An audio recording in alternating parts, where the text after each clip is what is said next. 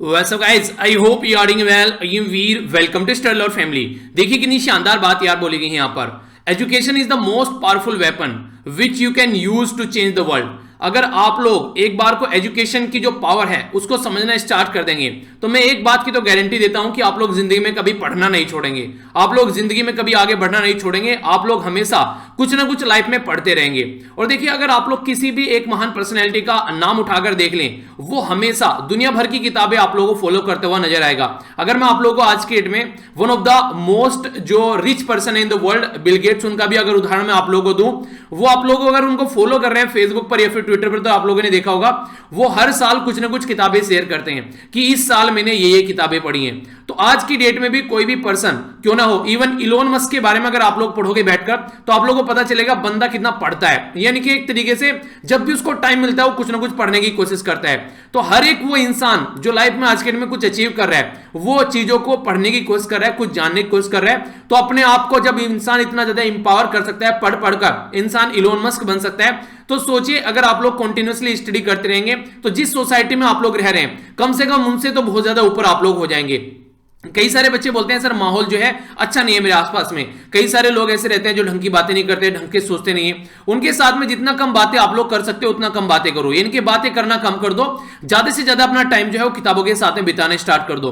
और जिस दिन आप लोगों ने ये आदत डेवलप कर ली अपने अंदर तो आप लोगों के अंदर से अपने आप मोटिवेशन भी आना स्टार्ट हो जाएगा, क्योंकि वो आप लोगों को इंपावर करेगी, वो आप लोगों को अच्छी अच्छी बातें बताएगी कि लाइफ में जब जब दिक्कत हो तो कैसे उसका सोल्यूशन निकालना है। तो दुनिया भर की किताबें हैं।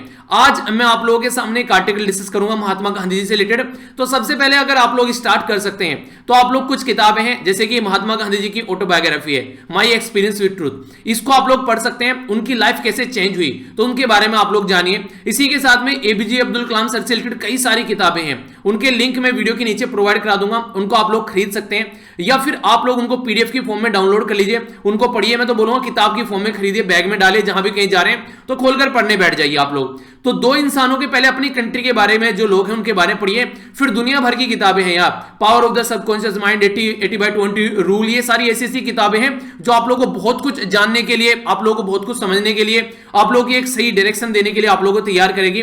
तो कोशिश करो कि महीने में कम से कम एक किताब या फिर 2 महीने में कम से कम एक किताब तो आप लोग पढ़ो, इनके साल में कम से कम 6 किताबें, इतना तो कम से कम आप लोगों को करना चाहिए। तो ये आप लोग अपनी लाइफ में इंप्लीमेंट कर सकते हैं और टाइम निकलता जाएगा। अगर आप लोग अपने आप में ये चीजें चेंज नहीं करेंगे तो आप लोग अपने आप को ढंग से इंपावर भी नहीं कर पाएंगे। और ये चीजें पढ़ने के बाद में आंसर राइटिंग की क्वालिटी भी आप लोगों की बढ़ेगी, इस बात की मैं गारंटी देता हूं। तो एजुकेशन के बारे में अगर कुछ लिखने के लिए आता है आप लोगों के सामने तो बात लिख सकते हैं, कोटेशन ये है नेल्सन मंडेला साहब की। और इसी के साथ में अगर एजुकेशन के बारे में जैसे मैंने आप लोगों से भी यहां पर बात की है तो एक और इंटरेस्टिंग है, यहां पर एजुकेशन के बारे में अगर कुछ लिखने के लिए आता है तो सस्टेनेबल डेवलपमेंट गोल का जो 4th पार्ट है ये आप लोग यूज कीजिएगा एजुकेशन के लिए। कुछ भी अगर एस्से या फिर आप लोग आंसर राइटिंग में लिखना चाहते हैं तो 17 सस्टेनेबल डेवलपमेंट गोल है। ये वो गोल है जो चाहते हैं कि दुनिया को एक अच्छा रहने लायक जगह बनाया जा सके, भूखमरी न रहे, जहां पर गरीबी न रहे, जहां पर अच्छी हेल्थ की बात की जाए, यहां पर ये सारी बातें आप लोगों को देखने को मिलेगी। तो इंपॉर्टेंट है, इनके बारे में एक हल्का सा आइडिया आप लोग जरूर रखिएगा। आज का जो आप लोगों का मैप बेस्ड क्वेश्चन है ये है कुक इनलेट जाकर मैप में नहीं हारेगा। बाकी काफी कुछ शानदार डिस्कस करूंगा आज के द हिंदू न्यूज़पेपर में जो कि आप लोगों को एजुकेशन के पॉइंट ऑफ से तो इंपावर करेगा ही करेगा, आप लोगों की जो एक तरीके से अंडरस्टैंडिंग है खासकर सोसाइटी के पॉइंट ऑफ से वो भी आप लोगों की बढ़ती नजर आएगी। आप लोग एक बेटर पर्सन फील करेंगे जब आप लोग ये चीजें अपनी लाइफ में इंप्लीमेंट करेंगे। देखिए सुनते तो आप लोग दुनिया भर की चीजें होंगे सुबह से शाम तक, पर लेकिन असली में चीज वो है जो आप लोगों को चेंज करके चली जाए, यानी कि सुनकर कानों से उतारना और एक तरीके से रियलिटी में उसको इंप्लीमेंट करना, उसमें दोनों में काफी बड़ा डिफरेंस आप लोगों को नजर आएगा। तो आइए नजर डालते हैं कौन से आर्टिकल आज हम लोग को डिस्कस करने हैं। काफी इंटरेस्टिंग और इंपॉर्टेंट आर्टिकल है। बाकी अगर आप लोगों को लगता है कि ये लेक्चर सुनने के बाद में पीडीएफ चाहिए तो टेलीग्राम से जाकर डाउनलोड कर लेना। 1,25,000 के करीब मेंबर यहां पर जुड़े हुए हैं, तो आप लोगों को भी यहां पर जरूर फायदा होगा। और भी कई सारी चीजें यहां पर शेयर करता हूं। एक बजट का लेक्चर भी आप लोगों को देखने को मिलेगा, जैसे ही बजट प्रस्तुत किया जाएगा तो उसके 2-3 घंटे के अंदर अंदर आप लोगों को बजट का लेक्चर देखने को मिल जाएगा, जिसमें पूरे बजट का ओवरव्यू दूंगा। जैसे इकोनॉमिक सर्वे का ओवरव्यू आप लोगों को दिया था उसी पैटर्न में आप लोगों को बजट का भी ओवरव्यू देखने को मिलेगा। और ये सारी जो वीडियो हैं एग्जाम के पॉइंट ऑफ से काफी इंपॉर्टेंट होती है, इवन आप लोग को आंसर राइटिंग में भी हेल्प करती है। ओके, तो यहां पर सबसे पहले जो आर्टिकल है, इंपॉर्टेंट आर्टिकल जो हम लोग देखेंगे वो देखेंगे गांधी जी की आइडियोलॉजी के बारे में। डायरेक्ट क्वेश्चन बनते हैं भाई साहब, पुराने क्वेश्चन पेपर उठाकर देखिए तो जानेंगे क्या क्या आइडियोलॉजी थी कि आज के डेट में आप लोग इनको इंप्लीमेंट कर सकते हैं, तो क्वेश्चन भी यहां से आप लोगों का निकलेगा। अब की बार का जो इकोनॉमिक सर्वे आया है उसमें ऐसा लग रहा है कि अपने आप को अप्रिशिएट गवर्नमेंट के द्वारा किया जा रहा है, यानी कि एक तरीके से अपने आप की बड़ाई की जा रही है। वाह क्या काम कर दिया, वाह मजा आ गया जिंदगी जीने में। तो सेल्फ अप्रिशिएटिंग ये ज्यादा लग रहा है। तो क्या है उसके अंदर जानेंगे और क्या होना चाहिए था वो भी जानेंगे। तो इसका एक एनालिसिस करेंगे छोटा सा जो कि इंपॉर्टेंट है। इटली के अंदर काफी ज्यादा प्रॉब्लम चल रही है, क्या प्रॉब्लम चल रही है वो तो हमारे लिए ज्यादा इंपॉर्टेंट नहीं है, पर लेकिन एक टर्म है स्नैप इलेक्शन, उसके बारे में समझेंगे और कहां पर इटली, उसकी लोकेशन क्या है, मैं बेस्ट क्वेश्चन आप लोगों के लिए बन जाते हैं कई बार, तो हल्का सा उसके बारे में जानेंगे। नेक्स्ट बात की जा रही है यहां पर फार्म लॉ के बारे में, तो इसके बारे में हम लोग एक थोड़ा सा एक ओवरव्यू लेंगे। हालांकि मैंने कल भी आप लोगों को इसके बारे में काफी डिटेल में बताया था कि एक मिड पाथ लेकर चलेंगे, बुद्धा वाला पाथ लेकर चलेंगे तभी सॉल्यूशन निकालेगा। तो उसी के बारे में एक थोड़ा सा ओवरव्यू और दूंगा कुछ अलग पॉइंट के साथ में। ये जो सिस्टम, ये जो यहां पर बात की जा रही है, ये बात की जा रही है एक अच्छा रोबस्ट हेल्थ सिस्टम बिल्ड करने की। आखिर क्यों? क्योंकि हमारी कंट्री में आज के डेट में देखिए कोविड-19 ने काफी ज्यादा प्रॉब्लम क्रिएट कर दी, तो उसके चलते इसके बारे में यहां पर चीजें देखने को मिल रही है। ये आज है मंडे को ये जो आर्टिकल आता है, जो भी एडिटर को लेटर लिखते हैं उनको रिप्लाई करते हैं, तो ये हमारे लिए इंपॉर्टेंट नहीं होता है। ये यहां पर काफी इंटरेस्टिंग आर्टिकल है। हमारी कंट्री के जो बांध है वो आज की डेट में काफी ज्यादा बेकार होते जा रहे हैं, बहुत ज्यादा पुराने हो गए हैं। ये इसके बारे में मैं आप लोगों से बात करूंगा, कौन कौन से बांध है, कहां सबसे बड़ा बांध है, कहां सबसे लंबा बांध है, ये सारी चीजें भी आप लोगों को जानने को मिलेगी। ये साइड में जो आर्टिकल है ये तमिलनाडु की पॉलिटिक्स के रिलेटेड आर्टिकल नहीं, कार्टून है तमिलनाडु की पॉलिटिक्स से रिलेटेड, तो इसके ऊपर हम लोग नजर डालेंगे। नीचे जो यहां पर ये है बेसिकली ये डेटा पॉइंट, ये बात कर रहा है कहां पर आज की डेट में हमारी कंट्री में कोरोना वायरस के केसेस देखने को मिल रहे हैं, तो ये हमारे लिए इंपॉर्टेंट नहीं है। ठीक है, तो आइए आगे बढ़ते हैं। सबसे पहले आप लोगों के सामने है यहां पर कार्टून में क्या दिखाने की कोशिश की जा रही है कार्टून में दिखाने की कोशिश की जा रही है तमिलनाडु की पॉलिटिक्स। तमिलनाडु की पॉलिटिक्स में क्या चल रहा है आज की डेट में, तमिलनाडु की पॉलिटिक्स में थोड़ा सा ओवरव्यू आप लोगों को दूं तो जयललिता जी थी, 2016 में इनकी डेथ हो गई। दो इंसान आगे जो पावर में थे यहां पर, हालांकि इनकी जो लंगोटिया यार थी वो थी वीके शशिकला के ऊपर जो एसिड से रिलेटेड केस चला और इनको जेल में डाल दिया गया। ये जैसे ही जेल में गई, दो लोग लड़ बैठे, ओ पनीर सेल्वम और इड्डापट्टी के पलीना स्वामी। फिर बाद में चलकर इनको लगा यार मिलकर काम कर लेते हैं, लड़ने से कोई मतलब नहीं है, तो इड्डापट्टी के पलीना स्वामी चीफ मिनिस्टर बन गए, ओ पनीर सेल्वम यहां पर ये डिप्टी सीएम बन गए। जो टीटी वी धनाकरण है ये इनके भतीजे हैं, इनके वीके शशिकला के भतीजे, इन्होंने भी पावर को ग्रैब करने की कोशिश की, पर लेकिन ये कंप्लीटली फेल हो गए यहां पर। तो फिलहाल ये जेल में थी, जिनको माना जाता है कि अगर जयललिता जी से ज्यादा ताकत के बाद में सबसे ज्यादा ताकतवर कोई है तो यहां पर वीके शशिकला। तो अब यहां पर ये माना जा रहा है कि जो AIADMK का जो सिंबल है यहां पर, ये अब यहां पर इसको संभालने वाला एक यहां पर पर्टिकुलर पर्सन आ गया। तो देखने वाली बात ये होगी कि अब तमिलनाडु की पॉलिटिक्स में क्या चेंज आने वाला है, तो क्या देश में चल रहा है, हल्का सा इसके बारे में आप लोगों को पता होना चाहिए, बाकी ज्यादा इंपॉर्टेंट नहीं है, बस हल्का सा आइडिया रखेगा। ठीक है, नेक्स्ट जो सबसे इंपॉर्टेंट जो आज की डेट में आप लोगों को देखने को मिला, हमारी कंट्री में डॉक्यूमेंट प्रस्तुत किया गया इकोनॉमिक सर्वे। इकोनॉमिक सर्वे होता है जो हमारी कंट्री में जो फाइनेंस मिनिस्ट्री की साइड से प्रस्तुत किया जाता है। पहले इकोनॉमिक सर्वे जो था हमारी कंट्री में ये बजट के साथ में प्रस्तुत किया जाता था, पर लेकिन 1964 से ये लगा यार बजट के साथ में प्रस्तुत नहीं करते हैं, इसको थोड़ा सा पहले प्रस्तुत करते हैं। क्यों? क्योंकि इकोनॉमिक सर्वे जो होता है वो पहले साल का लेखा जोखा होता है, जो साल हमारा चला गया, यानी कि 2020 का लेखा जोखा आप लोग बोल सकते हैं। एक और इंपॉर्टेंट जो बात है जो कंफ्यूजन में आप लोगों को नहीं रखनी है, हमारी कंट्री में जो फाइनेंशियल ईयर है, यानी कि जो इकोनॉमी से रिलेटेड जो एक्टिविटी हमारी होती है वो 1 अप्रैल से स्टार्ट होती है। तो 1 अप्रैल से लेकर यहां पर जिस दिन आप लोग अप्रैल फुल बनाते हैं उससे लेकर यहां पर ये 31 मार्च तक चलती है। तो इस साल के अगर फाइनेंशियल ईयर की आप लोग बात करेंगे, अभी हम लोग फरवरी में बैठे हैं, आज 1 फरवरी है, तो फाइनेंशियल ईयर जो है हमारा वो 31 मार्च तक चलेगा, यानी कि 2 महीने इसके अभी बचे हुए हैं। तो जो लास्ट क्वार्टर है उसके 2 महीने अभी आप लोगों के सामने बचे हुए हैं। तो नया साल जो स्टार्ट होगा जिसके लिए हम लोग बजट प्रस्तुत कर रहे हैं वो है 2021-22, तो वो हमारे लिए होगा 1 अप्रैल से लेके और 2022 तक चलेगा 31 मार्च तक। तो उसके लिए बजट जो होता है वो अगले साल के लिए होता है, इकोनॉमिक सर्वे जो होता है वो पहले वाले साल के लिए होता है। तो पहले वाले साल में गवर्नमेंट ने क्या क्या किया है तो उसका एक एनालिसिस यहां पर हमारे सामने प्रस्तुत किया जाता है। तो बात की जा रही है ग्रोथ विद इनइक्वालिटी हमारी सोसाइटी में देखने को मिल रही है, यानी कि आज की डेट में अगर बात करें जो वेल्थ क्रिएशन है उसके ऊपर ज्यादा फोकस किया जा रहा है कि कैसे पैसे को बढ़ाना है, पर लेकिन इनइक्वालिटी को कैसे कम करना है, रिड्यूस कैसे करना है डिस्पैरिटी। इनकम के अंदर जो निकल कर आ रही है, अमीर बहुत ज्यादा अमीर हो गए, गरीब बहुत ज्यादा गरीब हो गए। आप लोगों को याद होगा मैंने एक आर्टिकल डिस्कस किया था था, उसमें ये बोला था अगर ऊपर के आप लोग कुछ परसेंट जो लोग हैं उनके बारे में अगर बात करिए तो उनकी जो भी उनकी कंडीशन थी जो खराब हो रखी थी वो सारे रिकवर कर चुके हैं पिछले 10 महीने में। पर लेकिन जो आज के में जो गरीब तबका है सोसाइटी का, वो आने वाले 10 साल में भी रिकवर नहीं कर पाएगा।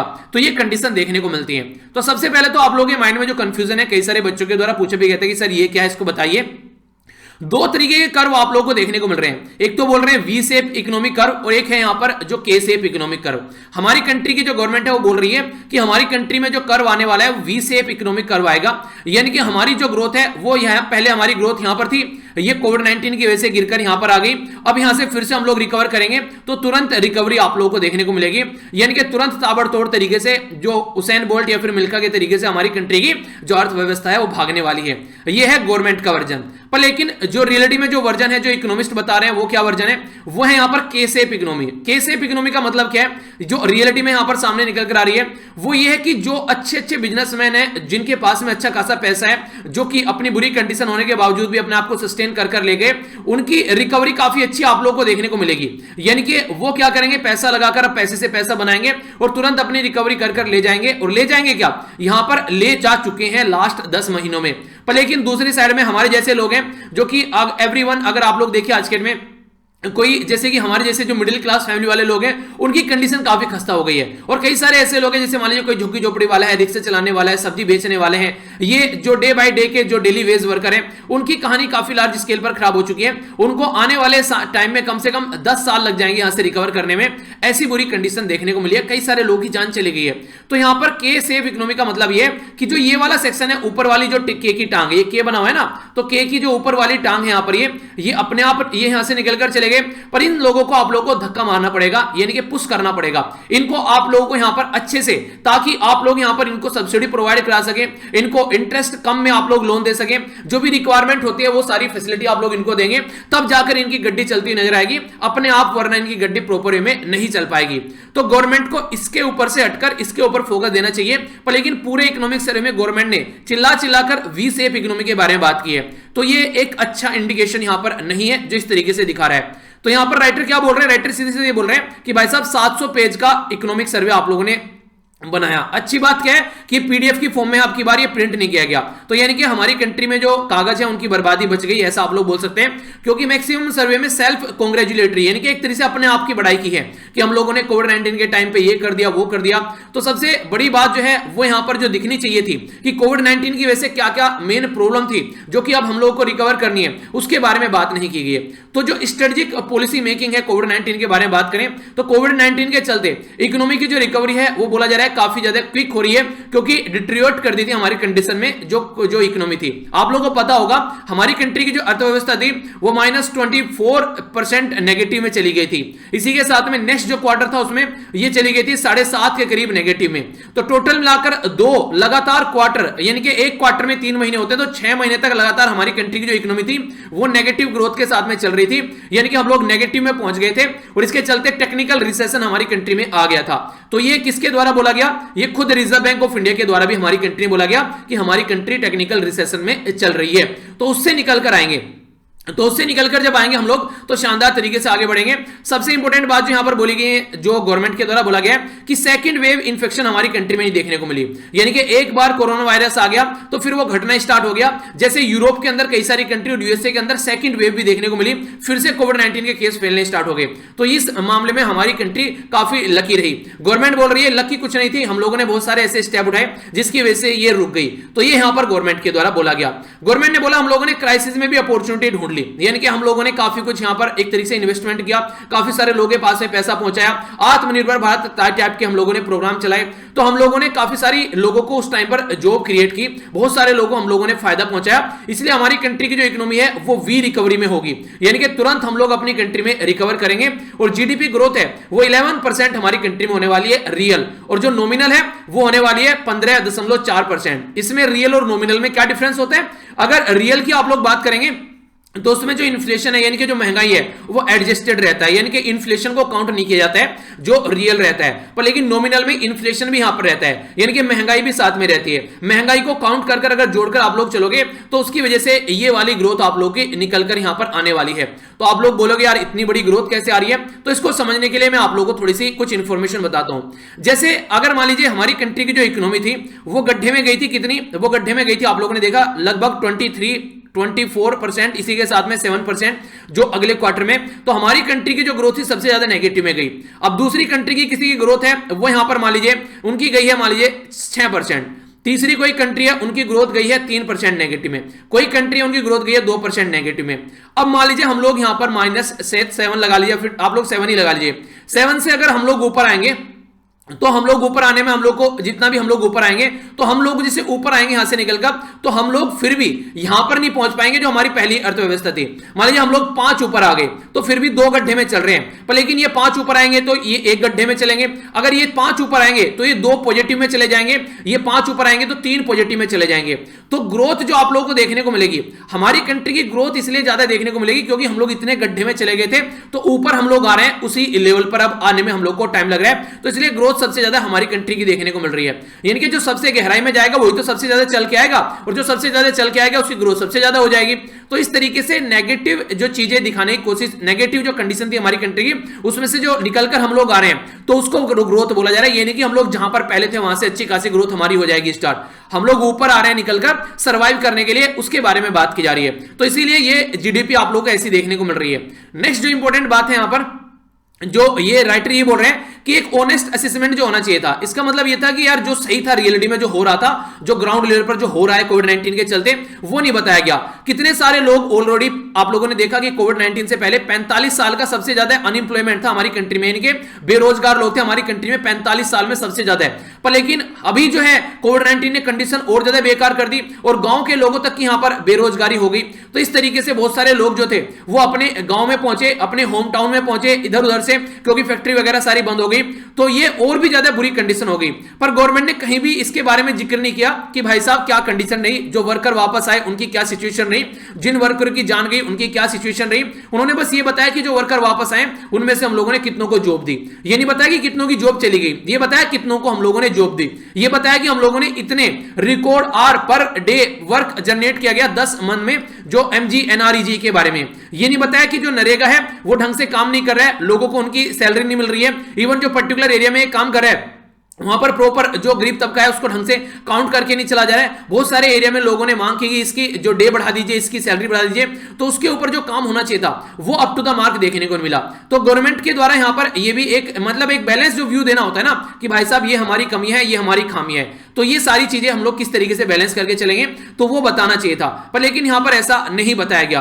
जो इनइक्वालिटी बढ़ रही है सोसाइटी में उनके बारे में नहीं बताया गया, ग्रोथ के बारे में ज्यादा बताया गया। जो गरीबी को कैसे टैकल करना है उसके बारे में फोकस नहीं दिया गया, ग्रोथ के बारे में ज्यादा फोकस दिया गया। पर लेकिन ये अच्छी बात है, ग्रोथ के ऊपर अगर फोकस देती है गवर्नमेंट तो अच्छी बात यह कि जो गरीबी है वो अपने आप कम होती नजर आएगी। पर लेकिन डिस्ट्रीब्यूशन कैसे हो रहा है, क्या गरीबों को पैसा जा रहा है, तो वो भी हम लोग को अंडरस्टैंड करना पड़ेगा। क्या गरीबी और अमीरी के बीच में खाई ज्यादा तो नहीं हो रही है, तो वो भी हम लोग को समझना पड़ेगा। तो कहने का मतलब यह है कि ज्यादातर जो फोकस रहा वो एक तरीके से वेल्थ के ऊपर रहा कि अमीरी कैसे बढ़ानी है, किस तरीके से वो चीजें फोकस करनी है। जो रियलिटी में जो ग्राउंड लेवल पर होना चाहिए था उसके ऊपर ज्यादा फोकस नहीं किया गया, यानी कि वी सेफ इकोनॉमी पर फोकस दिया जा रहा है, के सेफ इकोनॉमी पर फोकस नहीं दिया जा रहा है। आप लोगों को याद होगा मैंने आप लोगों को बताया भी था यहां पर। अगर बात करें थोड़ा सा इसके बारे में समझने की कोशिश कीजिए, अगर इन्वायरमेंट को आप लोग इकोनॉमिक डेवलपमेंट के साथ में कंपेयर करते हैं, जो प्री इंडस्ट्रियल इकोनॉमी है, जब तक इंडस्ट्रियल रिवॉल्यूशन नहीं आया था तब तक कंडीशन ये थी, यानी कि इन्वायरमेंट का डिग्रेडेशन भी बढ़ रहा था और उसी के साथ में यहां पर इकोनॉमिक डेवलपमेंट भी बढ़ रहा था। पर लेकिन इंडस्ट्रियल जब इकोनॉमी हो गई प्रॉपर वे में तो ये ह्यूज लेवल पर पहुंच गया। अब यहां से इस वाले ग्रोथ में हम लोग चल रहे हैं, यानी कि जो इंडस्ट्रियल जो पोस्ट इंडस्ट्रियल जो इकोनॉमी है, तो आप लोग को देखने को मिलेगा कि एक तरीके से जो डेवलपमेंट है वो बढ़ता हुआ नजर आएगा। पर लेकिन डिग्रेडेशन के ऊपर फोकस ये दिया जाता है ताकि डिग्रेड ना हो इन्वायरमेंट। तो ये यहां पर आप लोग देखते हैं इसके बारे में। तो ये जो कर्व है यहां पर ये भी कहीं ना कहीं दिखा रहा है कि इन्वायरमेंट को भी ध्यान में रखकर हम लोग को चलना चाहिए, तब यहां पर पैटर्न में चलिएगा। तो ये एक कर्व है। इसी के साथ में जो एक इंपॉर्टेंट बात मैं यहां पर बताना चाह रहा हूं वो ये है कि आज जो है, आज आप लोगों का जो बजट देखने को मिलेगा, अब बजट में कितनी सारी चीजें प्रस्तुत की जाएंगी गवर्नमेंट के द्वारा, क्योंकि इकोनॉमिक सर्वे में जिस तरीके से एक्सपेक्ट की जा रही थी उस तरीके की एक्सपेक्टेशन देखने को नहीं मिली है। अब बजट में कैसी एक्सपेक्टेशन रहेंगी वो आज प्रस्तुत किया जाएगा, पर आप लोग इन सब चीजों से ऊपर उठकर अपने काम की चीजें देखना। ये नहीं है कि पूरा बजट पढ़ने बैठ जाए, क्योंकि 700 पेज का इकोनॉमिक सर्वे है, तो ज्यादा पढ़ने के लिए नहीं है, क्योंकि एक तरीके से आप लोग बोल सकते हैं कि जो रियलिटी में जो वैल्यू एडिटिंग मटेरियल है, वैल्यू एडिंग मटेरियल है, वो काफी कम आप लोग को देखने को मिलेगा। ठीक है, नेक्स्ट आर्टिकल की ओर चलते हैं। ये आर्टिकल बात करें महात्मा गांधी जी के बारे में, तो इसके बारे में अगर बात करें, महात्मा गांधी जी के द्वारा जो मैसेज डिलीवर किया गया थ्रू आउट जो इनकी लाइफ रही, पूरा जो इनका जीवन रहा, उसमें इनके द्वारा एक तरीके से रेजोनेंस बैठाने की कोशिश की गई कि आप लोग समझ सकते हैं कि आज के 21st सेंचुरी में भी हम लोग उसको यूज कर सकते हैं। ठीक है, तो क्या संदेश रहा इनकी लाइफ का, क्या आज की डेट में भी आज उनके बारे में हम लोग बात करते हैं कि आज के डेट में भी फायदा पहुंचाएगा? तो ये क्वेश्चन है आप लोगों के सामने। तो आखिर ये क्यों है न्यूज में, तो पहले आप लोगों को ये बता दूं, आप लोगों को पता है कि 30 जनवरी को हमारी कंट्री में महात्मा गांधी जी की डेथ एनिवर्सरी सेलिब्रेट की गई। तो महात्मा गांधी जी का जो कॉन्सेप्ट था, काफी सारे कॉन्सेप्ट इनके द्वारा दिए गए, पर सबसे जो इंपॉर्टेंट जो चीज आप लोग याद रखिएगा, ये था सर्वोदय। सर्वोदय का मतलब क्या था? सर्वोदय का मतलब था कि वेलफेयर ऑफ द ऑल, यानी कि सबके भले के बारे में सोचना। तो गांधी जी की फिलोसफी थी, यानी कि इनका मतलब था कि देखिए, अंग्रेजों को भी ऐसे बोलते थे कि अंग्रेज गलत नहीं है, बस उनका माइंडसेट थोड़ा गलत हो गया है, उनका माइंडसेट सुधर जाएगा तो अंग्रेज सुधर जाएंगे, यानी कि उनके बारे में भी अच्छे थॉट रखते थे महात्मा गांधी जी। अगर बात करें, ये कम्युनिटी के सेंट्रलाइज में प्रोग्राम को लेकर चलते थे, यानी कि एक तरीके से ऐसे काम को लेकर चलते ताकि इंसानों की जो लाइफ है वो सुधरे, यानी कि जो उनकी बेसिक नीड है, यानी कि रोटी कपड़ा और मकान लोगों को मिले और उनकी जिंदगी सही डायरेक्शन में चले। इनके द्वारा जो हिंद स्वराज्य है, याद रखिएगा इनकी किताब है ये हिंद स्वराज्य, ये इनके द्वारा 1909 में लिखी गई। तो इस किताब में इनके द्वारा क्रिटिसाइज किया गया जो अनप्लान्ड या फिर जो रेकलेस इंडस्ट्रियलाइजेशन देखने को मिलते हैं, यानी कि जहां चाहो वहीं पर इंडस्ट्री बना दी, जहां चाहो ऐसी हरकतें करने स्टार्ट कर दी। तो उससे क्या होता था, जो लोगों को लेबर करने के लिए इतने लार्ज स्केल पर मजबूर किया जाता था कि उस टाइम पर फोकस ये था कि इंडस्ट्रियल प्रोडक्ट आप लोगों को बनाना है, यानी कि अपनी कंट्री को कैसे आगे लेकर चलना है। तो खासकर जो यूके था, यानी कि ब्रिटेन था, वो हमारी कंट्री में इंडस्ट्री जो बेसिकली कई बार हाल तो इंडस्ट्री नहीं लगा रहा था, मैक्सिमम तो हमारी कंट्री से रॉ मटेरियल निकाला था, पर लेकिन जो इंडस्ट्री भी लगाई जा रही थी वो मैक्सिमम प्रॉफिट के पॉइंट ऑफ व्यू से लगाई जा रही थी, सोसाइटी के वेलफेयर से नहीं देखने को मिल रही थी। तो यहां पर गांधी जी के आइडिया को फॉलो करके चलना चाहिए था। तो गांधी जी के आइडिया क्या थे, कुछ आइडियाज के बारे में मैं आप लोगों से बात करता हूं, जो कि क्वेश्चन की फॉर्म में भी आप लोगों से पूछ ले जाते हैं। गांधी जी के द्वारा एक तालिस्म यानी कि एक ताबीज दिया गया, जब यहां पर हमारी कंट्री के पॉलिटिशियन पार्लियामेंट में जा रहे थे और वो सोच रहे थे कि पार्लियामेंट में हम लोग को एक संविधान बनाना है, अपनी कंट्री के लोगों के बारे में हम लोग को बात करनी है, तो कुछ लोग गांधी जी से मिलने गए, उनके द्वारा बोला गया, गांधी जी को बोला गया उनके द्वारा, बापूजी ये बताइए कि हम लोग जाएंगे पार्लियामेंट में तो हम कुछ गलत ना कर बैठे, आखिर ऐसा क्या पैटर्न फॉलो करके चले कि हमारा जो बुद्धि है वो सही डायरेक्शन में चलती रहे। तो गांधी जी ने कहा कि अपनी जिंदगी में आपने कोई भी ऐसा इंसान देखा हो जो जिंदगी में आप लोगों ने जिसको लगा कि ये सबसे गरीब इंसान है जो आज तक आप लोगों ने देखा है, उस गरीब इंसान का चेहरा अपनी लाइफ अपनी आंखों के सामने लेकर आना और ये देखना कि क्या अगर जो आप लोग काम करने जा रहे हैं क्या वो उस गरीब इंसान को फायदा पहुंचाएगा। अगर हां तो आप लोग सही डायरेक्शन में चल रहे हैं, अगर ना तो आप लोगों को अपना जो काम करने का तरीका है उसमें चेंज करना पड़ेगा। यानी कि हर एक तबका सोसाइटी का साथ में लेकर चलना है, ये गांधी जी के द्वारा बोला गया। पर लेकिन आज की डेट में अगर बात करिए आप लोग, ये कहीं ना कहीं इससे भटक गई है हमारी कंट्री में। जो भी हमारी कंट्री के पॉलिटिशियन है, चाहे वो प्रेजेंट टाइम के पॉलिटिशियन की बात करिए, चाहे आज से पहले वाली जो गवर्नमेंट थी उनके बारे में आप लोग बात कर लीजिए, ये पैटर्न जो गांधी जी के द्वारा दिया गया था, ये पैटर्न कहीं ना कहीं बहुत पीछे छोड़कर आ गए। इसीलिए अगर गवर्नमेंट की कोई भी स्कीम चलाई जाती है, यहां पर ये खुद एक बार जो हमारी कंट्री के जो फॉर्मर प्राइम मिनिस्टर थे राजीव गांधी जी के द्वारा बोला गया कि अगर ऊपर से हम लोग यहां पर 1 रुपया भेजते हैं, यानी कि 100 पैसे भेजते हैं, तो नीचे तक जाते जाते वो इंसान जिस तक पहुंचना है वो ओनली 16 पैसे रह जाता है, यानी कि वो उन तक ढंग से नहीं पहुंच पाता है। 84 पैसे जो है वो सबका हिस्सा बढ़ जाता है, भैया ये यहां इसका हिस्सा हो गया, ये इसका हिस्सा हो गया। तो ये कंडीशन आप लोगों को देखने को मिलेगी। महात्मा गांधी जी के द्वारा बहुत सारे पॉइंट दिए गए जिनमें कई सारे इंपॉर्टेंट पॉइंट है। इनके द्वारा अगर इन्वायरमेंट के बारे में कुछ लिखने के लिए आए तो ये भी आप लोग यूज कर सकते हैं। इनके द्वारा बोला गया there is enough on the earth for everybody greeds, यानी कि एवरीबडी की जो नीड है, सॉरी ग्रीड नहीं नीड, तो यहां पर बोला गया there is enough earth for everybody's need, यानी कि हमारी आवश्यकताओं की पूर्ति के लिए जो पृथ्वी पर है वो काफी है। पर यहां पर जो दूसरी बात बोली गई काफी इंपॉर्टेंट है, but not enough for everybody's greed, यानी कि अगर लालच में आप लोग पड़ जाएंगे तो ऐसी कई पृथ्वी भी आप लोगों को कम पड़ जाएगी। तो इसलिए अगर इन्वायरमेंट के बारे में कुछ लिखने के लिए आप लोगों के लिए आता है तो ये आप लोग इंपॉर्टेंट जो है यहां पर यूज कर सकते हैं। कोई रिसोर्सेज को हम लोग को लिखने के लिए बारे में आता है कि काफी ज्यादा डिप्लीट हम लोगों ने रिसोर्स कर दिए, यानी कि हमारी पृथ्वी पर जो क्रूड ऑयल है, कच्चा तेल जो आप लोग निकाल कर लेकर आते हैं, इसी के साथ में कोयला वगैरह आप लोग निकाल कर लेकर आते हैं, या कोई भी मटेरियल जो आप लोग यूज करते हैं, अगर लालच के तरीके से यूज करोगे तो वो आप लोगों को काफी कम आप लोगों को नजर आएगा, आप लोगों की लालच की पूर्ति नहीं करेगा। तो गांधी जी के प्रिंसिपल क्या थे अगर उनको फॉलो करने की बात की जाए, तो सबसे पहले नॉन वायलेंस। आप लोगों ने मुन्ना भाई मूवी देखी होगी, उसे बोलता है कि अगर एक कान पर कोई तमाचा मारता है तो दूसरा कान कर दो। उनके द्वारा एक सीन दिखाया गया जो मुझे पर्सनली काफी अच्छा लगता है। कोई पर्टिकुलर इंसान गेट पर आकर पान थूक कर जाता है, तो ये क्या करते हैं, बाल्टी लेकर आते हैं, उसको साफ कर देते हैं, अगले दिन फिर थूक कर आता है, फिर साफ कर देते हैं, अगले दिन फिर थूक कर आता है, एक दिन खुद सॉरी बोलकर और एक तरीके से अंदर से सॉरी फील कर कर जाता है। पर लेकिन अगर उसके साथ में आप लोग लड़ने बैठ जाते तो उसका सर फूटता, आप लोगों का भी सर फूटता, और उसकी आदत भी कभी नहीं सुधरती। अब वो आप लोगों की रिस्पेक्ट भी करेगा और हमेशा अपनी आदत को भी सुधारेगा। तो इनडायरेक्ट वे में आप लोगों ने बोले, आप लोगों ने इसको अंदर से चेंज कर दिया।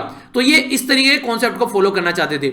ऑनेस्टी के बारे में बात करते थे, यानी कि आप लोग कभी लालच में नहीं पड़ना है। अगर आप लोग अपने काम पर फोकस करोगे तो इतना मिलेगा जिंदगी में आप लोगों ने कभी सोचा भी नहीं होगा।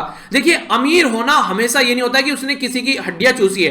अमीर अगर कोई पर्सन आज की डेट में है तो वो अपनी काबिलियत के बेस पर भी अमीर है, और कुछ लोग ऐसे जिन्होंने गलत काम किया है। पर लेकिन जो काबिलियत के बेस पर अमीर है, तो उसका मतलब अगर वो मर्सिडीज में घूम रहा है, उसके पास में एक आलीशान घर है, तो उसको अप्रिशिएट करना चाहिए, उसको नेगेटिव तरीके से नहीं देखना चाहिए। और आप लोगों को भी कम से कम, जब तक आप लोग मेटीरियलिस्टिक तौर पर आप लोग ये सब चीजें अचीव नहीं कर लोगे, तब तक आप लोग जिंदगी में अपना आपको शांत नहीं कर पाओगे।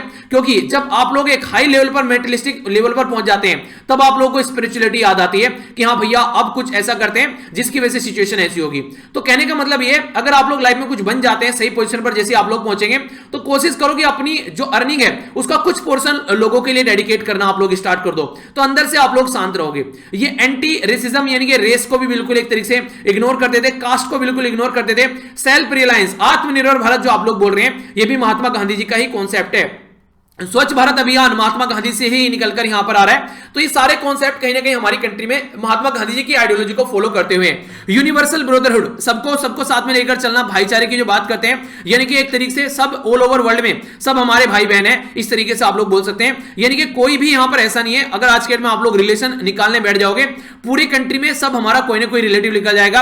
ये उसका चाचा, ये उसका फूफा, ये उसकी फूफी है, ये उसका भाई है, ये उसका बहनों है, ये उसका ताऊ है, ये इसका ये चाची है, पता नहीं कहां से क्या क्या रिलेशन निकलेंगे। तो सब एक दूसरे के साथ में कनेक्ट आएंगे, तो वो कंडीशन आप लोग समझ सकते हैं। और इसी के साथ में सफाई, जो क्लीनलीनेस है, ये तो भाई साहब इतनी इंपॉर्टेंट है कि इनके चलते तो इसके ऊपर पूरा इंपॉर्टेंट डे भी है, वर्ल्ड लेप्रोसी डे। ये याद रखिएगा, जिसको कुष्ठ रोग आप लोग बोलते हैं। कुष्ठ रोग जो यहां पर सेलिब्रेट किया था हमारी कंट्री में, ये 30 तारीख को सेलिब्रेट किया जाता है। पर लेकिन जो वर्ल्ड में सेलिब्रेट किया जाता है, ये हर जो संडे रहता है जनवरी का आखिरी संडे, उसमें सेलिब्रेट किया जाता है। यानी कि ऑल ओवर वर्ल्ड में 31 जनवरी को सेलिब्रेट किया गया, हमारी कंट्री में 30 जनवरी को सेलिब्रेट किया गया। रीजन ये था कि महात्मा गांधी जी की डेथ एनिवर्सरी है 30 तारीख को, इसके साथ में यहां पर इसको कनेक्ट करके देखा जाता है डेथ एनिवर्सरी के। ये किसकी वजह से जो लेप्रोसी हुआ था, ये काफी इंपॉर्टेंट क्वेश्चन बन सकता है क्योंकि महात्मा गांधी से कनेक्टेड भी है। तो यहां पर माइक्रोबैक्टीरियम लेप्रे, तो इससे यहां पर ये कनेक्टेड है। इसी के साथ में जो यहां पर ये बैक्टीरिया है, इसी को यहां पर हैंसेन बेसिलिस के नाम से भी आप लोग जानते हैं, जो क्योंकि यहां पर ये जो इसको ऑनर दिया गया, जो यहां पर गारहर्ड हैंसेन है, जिनके द्वारा ये बैक्टीरिया खोजा गया, ये नॉर्वे के साइंटिस्ट थे, इनके नाम पर इसका नाम रखा गया। तो 1873 में इनके द्वारा इसको खोजा गया। तो यहां पर जो ये बीमारी है, इसमें महात्मा गांधी जी ने काफी बड़ा रोल प्ले किया हमारी कंट्री में बीमारी को हटाने में, तो इसलिए इनके नाम से कनेक्टेड कर भी इस डे को देखा जाता है। तो लेप्रोसी के बारे में अगर आप लोगों से कोई पूछे, तो ये महात्मा गांधी जी की डेथ एनिवर्सरी पर हमारी कंट्री में सेलिब्रेट किया जाता है, इसके बारे में अवेयरनेस फैलाई जाती है। तो ये महात्मा गांधी जी से काफी ज्यादा इंस्पायर हुई थी ये चीजें, इसीलिए इनके लिए डेडिकेट किया गया। लेप्रोसी को खत्म करने की बात की जा रही है, इसके साथ में स्टिग्मा भी है कि लेप्रोसी कभी ठीक नहीं होती, यानी कि कुष्ठ रोग ठीक नहीं होता, पर आज के में ठीक कर सकते हैं अगर पहले इसके बारे में पता चल जाता है। और मेंटल वेलबींग के बारे में बात करते हैं, यानी कि अगर आज के में आप लोग बात करें, जो भ्रांतियां हैं हमारे देश में कई सारी चीजों को लेकर, तो उनसे दूर हटाने की भी कोशिश की जाती है। तो ये थीम है। बाकी आप लोगों को अगर पूरा यहां पर जो इंपॉर्टेंट डे की वीडियो देखनी है तो वो देख लीजिएगा, वो मैंने कल शाम को अपलोड कर दी थी 5 बजे के करीब, जिसमें सारे इंपॉर्टेंट डे हैं 2021 के जनवरी के और उनकी थीम के साथ में है। मैंने फिर से बोल रहा हूं आप लोगों को, मैंने पहले बोला था जो वीडियो अगर उसमें यहां पर जैसे आप लोगों ने बोला सर डे की वीडियो लेकर आओ, डे की वीडियो लेकर आओ, पर लेकिन वो अब तक मैं देख रहा था उसमें लगभग 4 या 5 हजार लोगों के द्वारा देखी गई है। अगर 10 से कम उसके ऊपर लोगों ने नहीं देखी, अगले महीने में वो वीडियो डे वाली लेकर नहीं आऊंगा, क्योंकि इससे अच्छा वो वीडियो लेकर आओ ना जो ज्यादा लोग देखते हैं, ज्यादातर लोगों को फायदा होगा। कोई वीडियो ऐसी है कि 50,000 लोग देख रहे हैं, एक वीडियो ऐसी है कि 5,000 लोग देख रहे हैं, तो ज्यादा लोगों को फायदा होगा, इसका मतलब वो चीज लेकर आनी चाहिए और वही आप लोगों के लिए सही भी रहेगा, क्योंकि वो ऐसी चीजें जो कि ज्यादा लोगों को फायदा नहीं हो रहा है, तो उससे एक तरीके से एनर्जी तो उतनी लगती है वीडियो को बनाने में, पर लेकिन कम लोग उससे फायदा उठा पा रहे हैं। तो इसलिए यहां पर अगर 10,000 से कम व्यूज रह गए तो फरवरी के महीने की वीडियो में लेकर नहीं आऊंगा, ये मैंने आप लोगों को पहले बताया था। तो ये आप लोगों के हिसाब से, ये अगर आप लोगों को फायदा हो रहा है तो उसको आप लोग सही तरीके से उसको देखेंगे तो यहां से पता चल जाता है कि आप लोगों को क्या चाहिए, ठीक है। जो नहीं देख रहे हैं तो इसका मतलब वो चीज नहीं चाहिए बहुत सारे लोगों को, वो फालतू में बनाई गई है। तो ये एक कॉन्सेप्ट है बेसिकली जो कि आप लोग खुद अपने आप बता देते हैं कि क्या चीजें लेकर आनी है और क्या नहीं लेकर आनी है। आगे बात कर लेते हैं, यहां पर ये बात करते हैं गांधी जी के बारे में। अगर गांधी जी की नोबेल स्पिरिट के बारे में आप लोग बात करिए तो काफी सारा कंट्रीब्यूशन ऑल ओवर वर्ल्ड में देखने को मिला, जैसे नेल्सन मंडेला हो गया, बहुत सारे ऐसे लोग हैं जिन्होंने गांधी जी से इंस्पायर होकर अपनी कंट्री में कई सारे आंदोलन भी चलाए, अपनी कंट्री को आजाद कराया, बीमारियों से दूर कराया। इसके चलते इनकी जो बेसिकली या तो इंडिविजुअल या फिर कलेक्टिव, ये बोलते थे कि सबको साथ में लेकर हम लोग को चलना है। और गांधी जी की जो आइडियोलॉजी थी वो अंडरस्टैंड करने की कोशिश करते थे कि हर एक लेवल पर चीजों को आप लोग अंडरस्टैंड करना है, चाहे इन्वायरमेंट के लेवल पर, चाहे बीमारी के लेवल पर, चाहे गरीबी के लेवल पर, अमीरी के लेवल पर, इंडस्ट्री डेवलपमेंट के लेवल पर, तो सोसाइटी के लेवल पर, पॉलिटिक्स के लेवल पर, महिलाओं को भी साथ में लेकर चलना है। ये सारी चीजें आप लोग को देखने को मिलेगा। यानी कि ना तो कोई जेंडर के बारे में बात करते थे, मेल और female, race, class, caste, religion, इन सबसे ऊपर उठकर इनकी फिलॉसफी काम करती थी। ये इंसान के बारे में बात करते थे कि इंसानियत को आगे लेकर चलना है। तो इसी के चलते इनके द्वारा बोला भी गया था कि गांधी जी के हिसाब से अगर आप लोग बात करें डेमोक्रेसी, तो उसमें बात करते हैं कि एक डेमोक्रेसी कैसी होनी चाहिए। डेमोक्रेसी मतलब जनता का रूल। तो जनता का रूल, लोकतंत्र कैसा होना चाहिए जिसमें सोशियो पॉलिटिकल इंस्टीट्यूशन, यानी कि जो हमारे जो इंस्टीट्यूशन है जो आज के में काम करते हैं, जो पॉलिटिक्स के पॉइंट ऑफ से आप लोग चीजों को देखते हैं, वैसा होना चाहिए कि लोग जो है अपनी जो बातें हैं वो फ्रीली बोल सके, उनको डर न रहे। यानी कि गवर्नमेंट को क्रिटिसाइज भी करना है तो कर सके यहां पर, और अपने अपने तरीके से काम करें। ऐसा नहीं है कि एक ही लाइन में चलना है। जैसे नॉर्थ कोरिया के लीडर हैं किम जोंग उन, वो क्या करते हैं, वो बोलते हैं मेरे जैसे ही बाल कटाओ, तो ऐसे थोड़ा ना यार। तो ये सब तरीका नहीं है। आज से तो ऐसा होने लगा, मोदी जी ने दाढ़ी रख ली है तो मोदी जी बोले सबको कि अपनी कंट्री में कि सबको लंबी लंबी दाढ़ी रखनी है, तो ये थोड़ी ना होगा। पर लेकिन अगर नॉर्थ कोरिया में होते तो ये लोगों को करना पड़ता। तो शुक्र करो कि आप लोग एक डेमोक्रेसी के अंदर रह रहे हो, जहां पर हमारी कंट्री में जो गवर्नमेंट है वो काफी आसानी से एक चेंज होता है। जब भी कोई नई गवर्नमेंट आती है, पुरानी गवर्नमेंट यहां से निकल कर जाती है, तो ये एक अच्छा सिस्टम अपनी कंट्री में आप लोग बोल सकते हो, अप्रिशिएट करने लायक मूव आप लोग इसको बोल सकते हो। कुष्ठ रोग जो है ये कुछ ऐसा आप लोगों को देखने को मिलेगा, काफी खतरनाक बीमारी। ये बेसिकली ये बीमारी इसी के साथ में इस तरीके की बीमारी थी जो कि थी क्या बेसिकली है भी, हालांकि इसके इलाज अब हो जाते हैं। ऐसी बीमारी थी जो गंदगी की वजह से काफी लार्ज स्केल पर फैलती थी। तो ये स्किन से रिलेटेड बीमारी, इवन हाथों को भी आप लोग खा जाती थी, ऐसी बीमारी आप लोगों को देखने को मिलती थी। तो ये सारी चीजें जो है ये गांधी जी के बारे में आप लोग याद रखिएगा। कुछ और बातें करें तो अहिंसा के बारे में बात की जाती थी, यानी कि आप लोग मसल पावर यूज नहीं करना किसी के ऊपर, अगर खासकर कोई कमजोर हो, डिसिप्लिन में अपनी लाइफ लेकर आना। मैंने बताया ना महात्मा गांधी जी की ऑटोबायोग्राफी है, उससे आप लोगों को पता चल जाएगा कि डिसिप्लिन लाइफ के बारे में बात करेंगे। ये हर एक धर्म से, हिंदुज्म, जैनिज्म, ये क्रिश्चियनिटी, हर एक धर्म से कुछ ना कुछ सीखते थे, कुछ ना कुछ इंस्पायर होते थे। देखिए हर एक इंसान से अगर आप लोग मिलते हैं ना आज के में, कुछ ना कुछ आप लोगों को नया सीखने को मिलेगा। इसी तरीके से हर एक धर्म में कुछ ना कुछ अच्छा है तो आप लोग उससे इंस्पायर हो सकते हैं। तो यही महात्मा गांधी जी की आइडियोलॉजी थी यहाँ पर जो आप लोगों को देखने को मिल रही है। तो इस तरीके से आप लोग अंडरस्टैंड कर सकते हैं, ठीक है। आइए अब आगे चलते हैं, नेक्स्ट आर्टिकल की ओर देखते हैं क्या क्या बातें हैं। इटली में आप लोगों को लेकर चलता हूं। यहां पर एक इंपॉर्टेंट टर्म यूज की गई है जिसका नाम है स्नैप इलेक्शन। स्नैप इलेक्शन क्या होता है इसको आप लोग समझने की कोशिश कीजिएगा। स्नैप इलेक्शन होता है, मान लीजिए 5 साल बाद इलेक्शन होने, हमारी कंट्री में 2024 में इलेक्शन होने हैं, ठीक है। 2024 में 2019 में होते तो 5 साल बाद इलेक्शन होने, पर लेकिन माहौल कुछ ऐसा बन गया, गवर्नमेंट को लग रहा है कि भाई साहब 2024 में नहीं 2022 में इलेक्शन करा लेते हैं, क्योंकि इनको लग रहा है कि 2022 में अगर इलेक्शन कराएंगे तो हम लोग जीत कर आ जाएंगे। कुछ ऐसा माहौल कंट्री के अंदर बना हुआ है। तो कहने का मतलब ये होता है कि अपने पॉलिटिकल गेन के लिए कुछ अगर कंट्री में ऐसा माहौल बना हुआ है, गवर्नमेंट को लगता है हमारे फेवर में, तो पहले ही जो पार्लियामेंट है उसको भंग कर दिया जाता है और इसके चलते यहां पर इलेक्शन कंडक्ट कराने की कोशिश की जाती है। तो ऐसा ही कुछ माहौल बनाने की कोशिश की गई यहां पर। ये जोसेफ कॉन्टे जो आप लोगों को देखने को मिलेंगे, ये आज की डेट में प्राइम मिनिस्टर इटली के। इटली यहां पर है, रोम इसकी कैपिटल होगी, एड्रियाटिक सी है और यहां पर ये मेडिटेरेनियन जो एरिया है उसके बारे में बात की जा रही है। तो ये पर्टिकुलर जो कंट्री है इसकी कैपिटल रोम, करेंसी यूरो है। यूरो लगभग 19 कंट्री ऐसी हैं जो यूरो करेंसी यूज करती हैं। यूरो करेंसी का सिंबल आप लोग कुछ ऐसा देखने को मिलेगा जो कि यहां पर फॉलो किया जाता है। इसका मतलब ये यूरोपियन यूनियन का पार्ट है और यूरो करेंसी फॉलो यहां पर करता है। तो इटली और ये इसका फ्लैग हो गया। यहां पर स्नैप इलेक्शन की जब बात की गई तो यहां पर कंट्री में माहौल जो है वो खराब हो गया, क्योंकि कोविड-19 के बारे में अगर मैं आप लोगों से बात करूं तो काफी ज्यादा प्रॉब्लम फेस करनी पड़ रही है इटली को भी।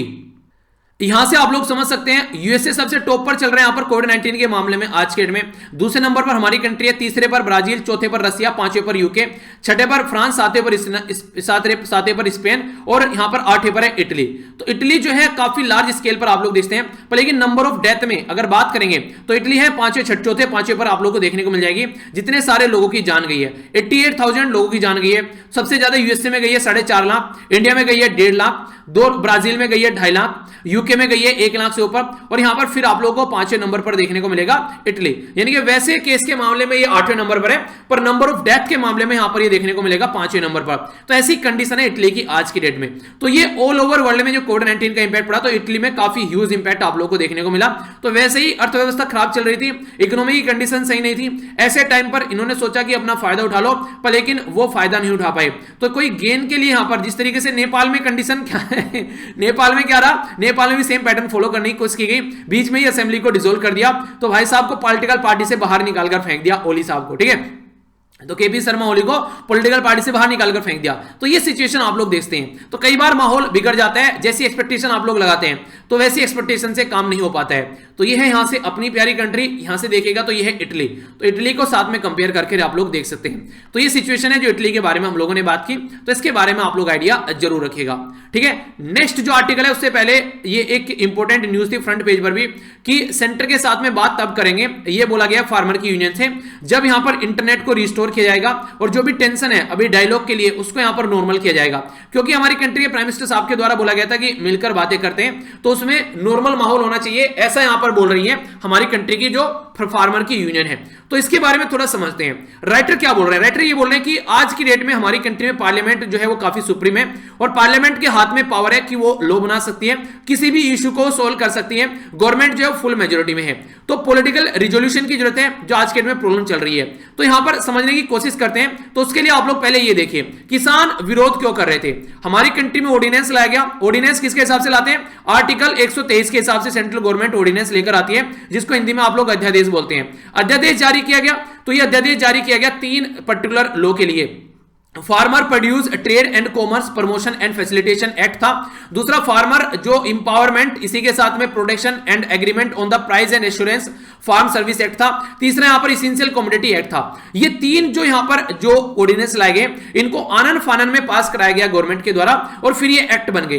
तो ये जैसे ही एक्ट बने, इन एक्ट में कहीं पर भी एमएसपी के बारे में मेंशन नहीं था, मिनिमम सपोर्ट प्राइस। और अगर पंजाब और हरियाणा के बारे में बात करें तो उनका सारा गेहूं और चावल है मैक्सिमम, वो मिनिमम सपोर्ट प्राइस से बेचा जाता था। सेंटर ने क्या किया, सेंटर ने एक ट्रेड एरिया बना दिया। जैसे आज के दिन में मंडी है यहां पर, जिसको आप लोग जो एपीएमसी एक्ट के थ्रू बोलते हैं, तो यहां पर जो मंडी है यहां पर, ये वो मंडी के पैरेलल में एक ट्रेड एरिया बना दिया, और मंडी में आप लोगों को पैसा देना पड़ता है अपना सामान बेचने के लिए, ट्रेड एरिया में पैसा नहीं देना पड़ेगा। तो किसानों को यह लगा कि कल को यार मंडियां तो खत्म हो जाएंगी, ट्रेड एरिया रह जाएगा। और ट्रेड एरिया में जो लोग हैं, वो ट्रेडर जिनको बोला जा रहा है, वो ट्रेडर मैक्सिमम प्राइवेट प्लेयर हैं, यानी कि उनका कोई ऐसा भी नहीं है रजिस्ट्रेशन है, कुछ ऐसी भी दिक्कत नहीं है। यहां पर कल को कोई लड़ाई होती है तो इसके लिए एक ऑर्गेनाइजेशन बना दी, वहीं पर ही सॉल्यूशन निकालना है। तो अगर किसानों का सॉल्यूशन वहां पर नहीं निकला तो आगे कोर्ट में नहीं जा सकते इसको लेकर। और मार्केट फी यहां पर हटा दी गई इसके अंदर, यानी कि फ्री में यहां पर आप लोगों को देखने को मिलेगा। तो ये सारी चीजें देखने को मिली। तो इसके चलते किसानों को ये लगा यार एमएसपी के बारे में तो ये बात नहीं कर रहे हैं, तो हो सकता है कल को एमएसपी हटा दे, और सबसे ज्यादा एमएसपी का फायदा पंजाब और हरियाणा को होता है। तो इसलिए पंजाब और हरियाणा के किसान जो थे वो अनकंफर्टेबल फील करने लगे, उनको लगा यार ये तो लुट गई दुनिया, हमारा कैसे काम चलेगा। तो इसलिए वो प्रोटेस्ट करने के लिए आ गए। तो गवर्नमेंट को यहां पर ये लो लेकर आने अगर देखा जाए तो सही है लो। अगर वैसे आप लोग देखेंगे तो गवर्नमेंट ने क्या काम किया, बिचौलिया जो होते हैं, बिचौलिया काफी ज्यादा कुछ खा जाते हैं। अब डायरेक्ट किसान जो है अपना सामान जाकर यहां पर ट्रेड एरिया में बेच सकते हैं। तो वैसे तो इंटेंशन सही है, पर लेकिन अगर प्रॉपर वे में आप लोग इसको देखेगा, ये जो इंटेंशन है ये कहीं ना कहीं दूसरे के माइंड में ये नेगेटिव इंपैक्ट डाल के चलेगी।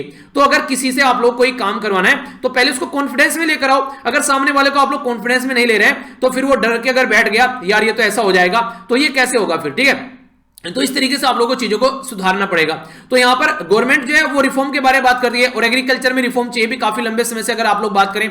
पर लेकिन वो जो रिफॉर्म आना चाहिए वो रिफॉर्म ऐसा आना चाहिए कि जिसके लिए रिफॉर्म लाया जा रहा है उसको वो नॉर्मल फील कराए, ना कि उसको वो अंदर से डरा दे।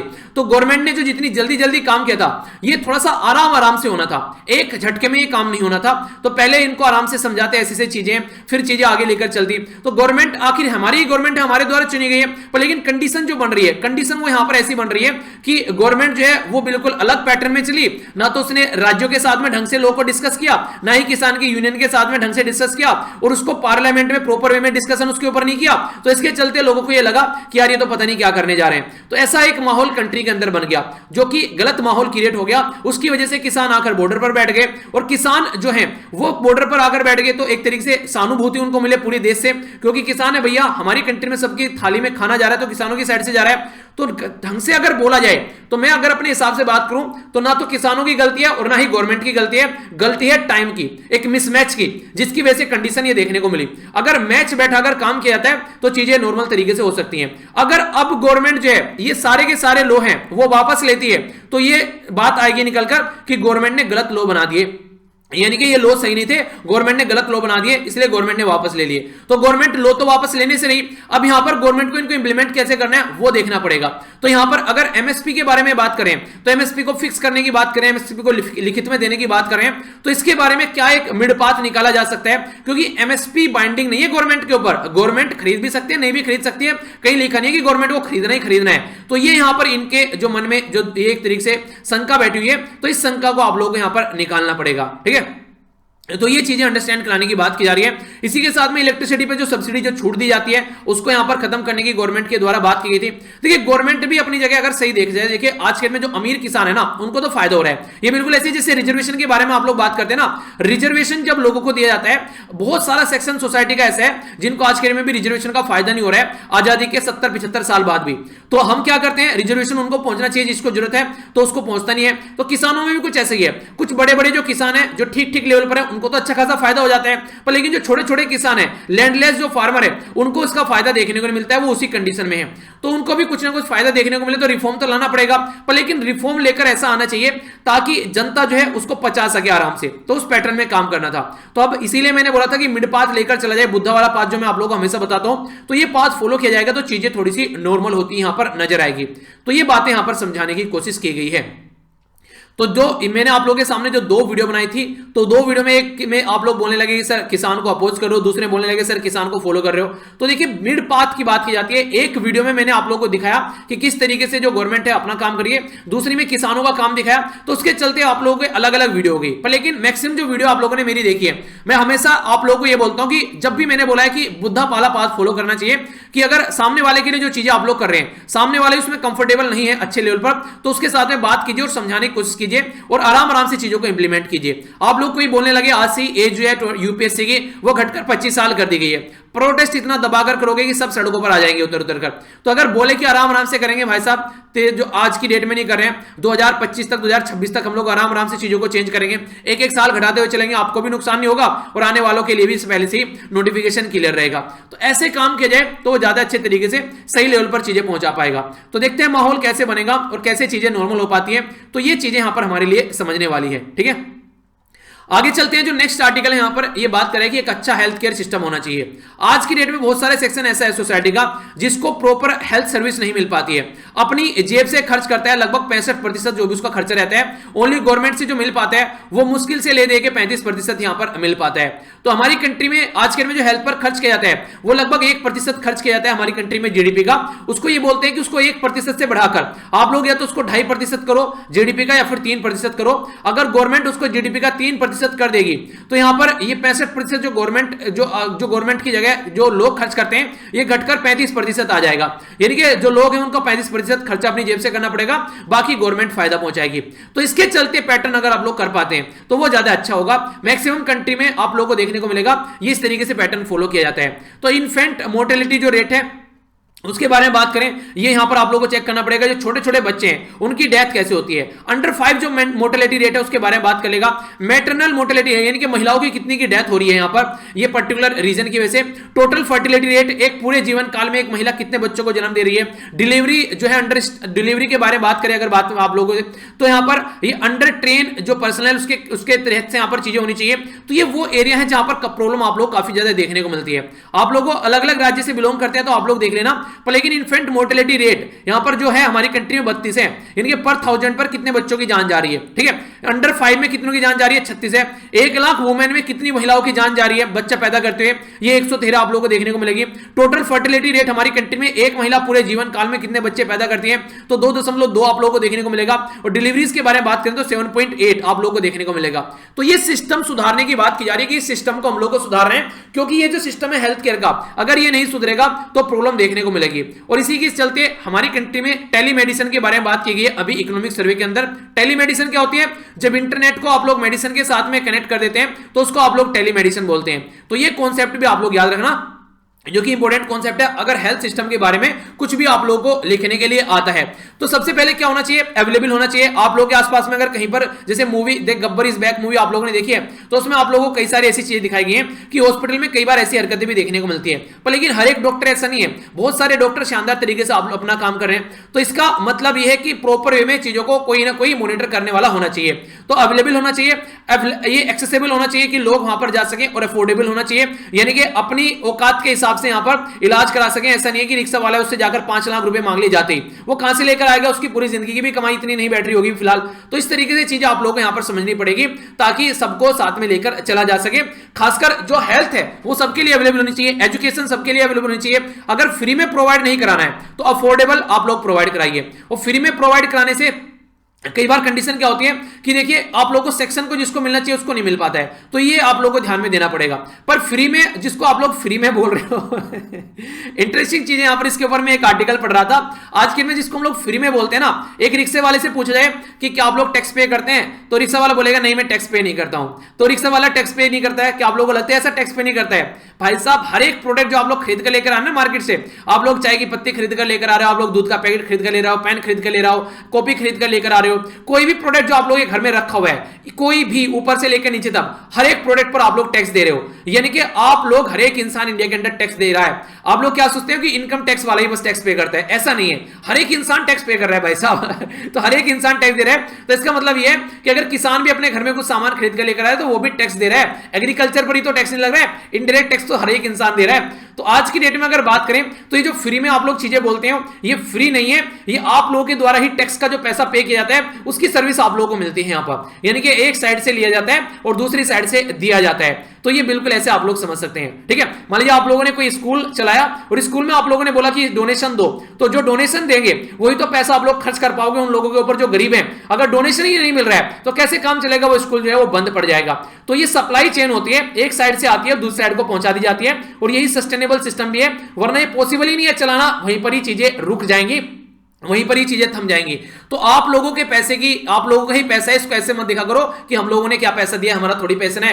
मान लीजिए कोई सड़क टूट गई है, ठीक है, कोई गवर्नमेंट सामान है वो टूट रहा है, तो आप लोग क्या सोचते हैं हमारा थोड़ी ना है, गवर्नमेंट का। अरे गवर्नमेंट कौन है भाई साहब, ये तो देख लो एक मिनट, पैसा कहां से ला रही है गवर्नमेंट, ये तो देख लो एक मिनट। तो सारी चीजें हम लोग को अंडरस्टैंड करनी पड़ेगी, तभी जाकर सिचुएशन जो है आप लोग नॉर्मल कर पाओगे। तो ये था आज का डिस्कशन, जिसका एक ओवरव्यू था। मैं आशा, अरे हाँ अभी कहां से यार एक इंपॉर्टेंट आर्टिकल रह गया ये तो पूरा आर्टिकल बचा हुआ है यार। चलिए कई बार ऐसा होता है आर्टिकल छूट जाते हैं, क्योंकि बीच में मैं कई सारी ब्लैंक शीट रखता हूँ ना, इस पे लिखने के लिए कुछ समझाने के लिए रख लेता हूँ, तो उस पर नजर नहीं पड़ती है। ठीक है, कोई नहीं, आगे डिस्कस हो जाता है, पर लेकिन अब तो डिस्कस करेंगे अच्छे से। डैम के बारे में बात की जा रही है, जिसको आप लोग बांध बोलते हैं। तो हमारी कंट्री में जो बांध की कंडीशन है वो खस्ता हालत हो रही है, यानी कि बांध जो है वो बूढ़े हो रहे हैं, कोई 50 साल का हो चुका है तो कोई 70 साल का हो चुका है। अब ये लग रहा है अगर ये बांध ऐसी कंडीशन में बने रहे तो कल को अगर ये बांध टूट जाते हैं तो आप लोग ये समझिए तो उस एरिया में त्रासदी आ सकती है। हमारी कंट्री में वाटर को लेकर काफी ज्यादा प्रॉब्लम हो सकती है, लोगों को पीने के लिए, खेती के लिए, मछली पालन के लिए, इलेक्ट्रिसिटी जनरेट करने के लिए, जिनको मल्टीपर्पज प्रोजेक्ट आप लोग बोलते हैं। मल्टीपर्पज प्रोजेक्ट का मतलब क्या है, अलग अलग पर्पज के लिए यूज किया जाना। मछली पालन के लिए यूज कर लिया, इलेक्ट्रिसिटी जनरेट करने के लिए यूज कर लिया, इरिगेशन यानी कि सिंचाई के लिए यूज कर लिया आप लोगों ने। कई सारे ऐसे तमाम जो मुद्दे हैं जिनके लिए यहां पर पानी को यूज किया जाता है। तो उसके लिए बांध में हम लोग पानी इकट्ठा करके रखते हैं, पर लेकिन अगर बांध टूट जाए तो आसपास वाले एरिया को बहाकर ले जाएगा। हमारी कंट्री में जो बांध बनाए जा रहे हैं उसी के बारे में बात की जा रही है। तो बात करते हैं क्या क्या बातें की जा रही है। डैम और जो रिजर्वायर होते हैं हमारी कंट्री में, वो खासकर एक तरीके से ऐसे सिक्योर करते हैं वाटर की नीड। आप लोगों ने पानी इकट्ठा कर लिया, बारिश हो गई, और जैसे जैसे पानी कम जहां जहां पर रहेगा आप लोग पानी यहां से छोड़ना स्टार्ट कर देंगे। पर लेकिन डेटा और जो स्टडी बताते हैं यहाँ पर ये जो भी इसके ऊपर पढ़ाई की जा रही है वो बताती है कि वाटर स्कार्सिटी देखने को मिलती है और थ्रेटन कर रही है जिस तरीके से कंडीशन है। थर्ड हमारी कंट्री की रैंक है वर्ल्ड में जो डैम बिल्डिंग में, हमारी कंट्री में 5200 लार्ज डैम बना चुके हैं अब तक। इसी के साथ में 1100 के करीब जो लार्ज डैम है वो ऐसे हैं जो ऑलरेडी 50 साल की उम्र पार कर चुके हैं, यानी कि 50 साल से भी ज्यादा उम्र के हो चुके हैं ये डैम। तो ये इन डैम को आप लोगों को समझना पड़ेगा। और कुछ तो ऐसे हैं जो यहां पर मोर देन, यहां पर ओल्डर देन 120, यानी कि उनकी एज जो है इतनी हो चुकी है कि अब उनको सस्टेन करना उसी लेवल में सही नहीं होगा, प्रॉब्लम देखने को मिल सकती है।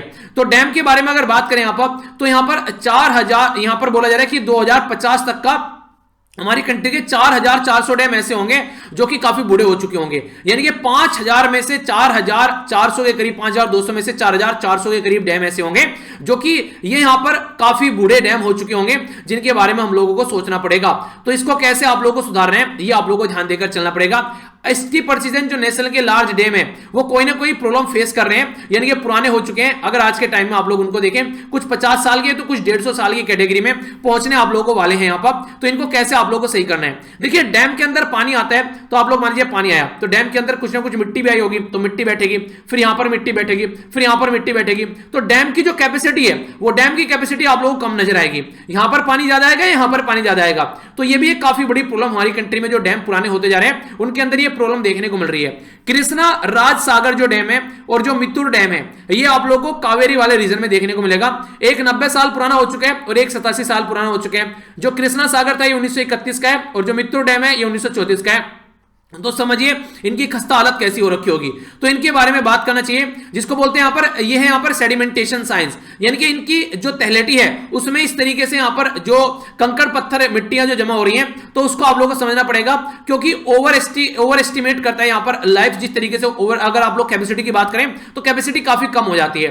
तो आगे आने वाले टाइम में जिस तरीके से बढ़ रहे हैं तो वाटर की कमी देखने को मिलेगी, क्योंकि जब पानी ऑलरेडी मिट्टी भर चुकी है नीचे, पानी की जितनी जरूरत होगी उतना पानी नहीं देखने को मिलेगा। फार्मर को भी ये थ्रेट करेगा क्योंकि फार्मर को इरिगेशन के लिए इसकी जरूरत पड़ेगी, और फ्लड के भी रीजन बढ़ सकते हैं क्योंकि आप लोग उतना पानी इनके अंदर सेव कर ही नहीं पा रहे हो। अगर कावेरी के बारे में बात करें तो आप लोगों को पता है कावेरी के ऊपर ऑलरेडी लड़ाई यहां पर रहती है, किस किस के बीच में, कर्नाटक, तमिलनाडु, केरला और पुडुचेरी के बीच में। 2007 में ट्रिब्यूनल का डिसीजन आया था कि कर्नाटक को कितना पानी मिलना चाहिए, सबसे ज्यादा पानी मिलना चाहिए तमिलनाडु को, ठीक है, दूसरे नंबर पर कर्नाटक को, तीसरे नंबर पर केरला को, चौथे नंबर पर पुडुचेरी को। अब यहां पर इसको घटाकर कुछ पानी जो था यहां पर कर्नाटक को ज्यादा कर दिया, पहले 270 था इसको 284 दे दिया तमिलनाडु में से निकालकर, कर्नाटक की रिक्वायरमेंट के हिसाब से सुप्रीम कोर्ट का डिसीजन आया था। तो ये कावेरी वाटर डिस्प्यूट के बारे में बात की जा रही है। तो 4 रीजन को यहां पर ये फायदा पहुंचाता है। तो डायरेक्ट क्वेश्चन बने तो कंफ्यूज आप लोग मत होइएगा, ठीक है। तो क्वेश्चन पूछा जा सकता है, तो जो डैम पुराने हो रखे हैं उनकी खस्ता हालत हो रखी है उसको हम लोग को सुधारना पड़ेगा और ये काफी ज्यादा जरूरी है। हमारी कंट्री में हाईएस्ट जो डैम है वो कौन सा है, तो ये तिहरी डैम है, ठीक है, 260 मीटर ऊंचा देखने को मिलेगा। ये 575 मीटर आप लोगों को देखने को मिलेगा। यहां पर लेंथ इसकी, रिवर है भागीरथी, उत्तराखंड में ये लोकेटेड है, ठीक है। तो इसके बारे में आप लोग याद रखिए, कंप्लीट किया गया था 2006 में। यहां पर लॉन्गेस्ट डैम है हीराकुंड डैम जो कि उड़ीसा के अंदर में है, ठीक है। तो ये इसकी जो लेंथ आप लोगों को देखने को मिलेगी ये लगभग 400, ये यहां पर लगभग 4.8 किलोमीटर आप लोगों को देखने को मिलेगी। ऊंचाई में अगर बात करिए इसकी, जो बेसिकली यहां पर ये 25.79 किलोमीटर आप लोगों को देखने को मिलेगा, ठीक है, जो टोटल लेंथ है इसकी, ठीक है। तो ये यहां पर महानदी के ऊपर है, तो ये तो आप लोगों से नहीं पूछेगा, ये पूछना लॉन्गेस्ट डैम कौन सा है, वो महानदी के रिवर पे है उड़ीसा में। हाईएस्ट डैम, ऊंचा डैम कौन सा है, ये आप लोगों को देखने को मिलेगा भागीरथी रिवर पर, ये यहां पर उत्तराखंड के अंदर में। ओल्डेस्ट डैम कौन सा है, तो यहां पर ये कलनई डैम तमिलनाडु के अंदर में है, कावेरी रिवर के ऊपर में, ठीक है। तो ये इंपॉर्टेंट है। तो तीनों आप लोगों से क्वेश्चन की फॉर्म में बातें पूछी जा सकती हैं, तो आइडिया जरूर रखिएगा इसके बारे में, ठीक है। तो ये कई सारे आर्टिकल जो हम लोगों ने डिस्कस किए, आई होप कि आप लोगों को कुछ ना कुछ नया जानने को मिला होगा। अगर हाँ तो बताइए, अगर ना तो वो भी बताइए। वीडियो को लाइक और डिसलाइक कर सकते हैं आप लोग इसी बेस पर। पीडीएफ सारी मैंने आप लोगों को बताई है, यहां से जाकर डाउनलोड कर लेना, एक जगह इकट्ठी आप लोगों को मिल जाएगी। हमारे साथ में यहां पर भी आप लोग कनेक्ट रह सकते हैं। फीडबैक देकर जरूर जाइएगा, जैसा भी आप लोगों को सुटेबल लगे, और दूसरों तक वीडियो पहुंचा सकते हैं अगर आप लोगों को इससे फायदा हुआ है। अगर फायदा नहीं हुआ तो फिर तो कोई बात ही नहीं है, ठीक है। तो नेक्स्ट लेक्चर में मिलता हूं जो कि बजट का होगा। तब तक के लिए बड़ों को नमस्ते, छोटों को प्यार, छोटी सी लाइफ एंजॉय करो यार। तब तक के लिए जय हिंद।